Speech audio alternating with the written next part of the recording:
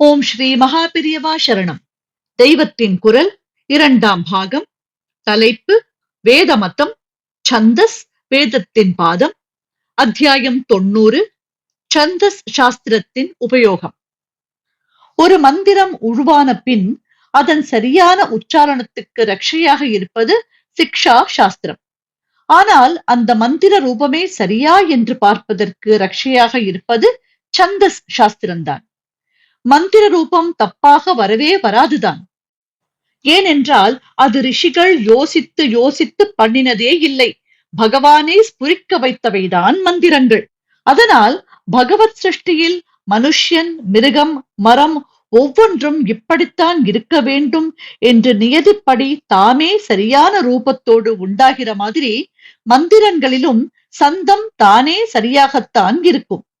ஆனாலும் இப்போது நமக்கு ஒரு மந்திரம் அல்லது வேத சூக்தம் சொல்லிக் கொடுக்கப்படுகிற போது அது சரியான மூல ரூபத்தில் வந்திருக்கிறதா என்று நிச்சயப்படுத்திக் கொள்ள சந்தஸ் சாஸ்திரம்தான் உதவி செய்கிறது. அதன் மீட்டரில் உள்ள அக்ஷரங்களை எண்ணி பார்த்து சரியாக இல்லாவிட்டால் விஷயம் தெரிந்தவர்களை கேட்டு அதன் சரியான ரூபத்தை தெரிந்து கொள்ளலாம். தாமாக தோன்றிய மந்திரங்கள் தவிர கவிகளே உட்கார்ந்து கொண்டு இயற்றுகிற போது சந்தஸின் கணக்குத்தான் அவர்கள் எண்ணத்துக்கு ஸ்லோக ரூபம் தருவதற்கு வகை செய்கிறது.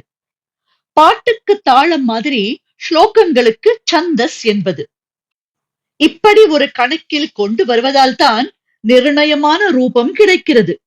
அது மனப்பாடம் பண்ணவும் சௌகரியம் செய்கிறது.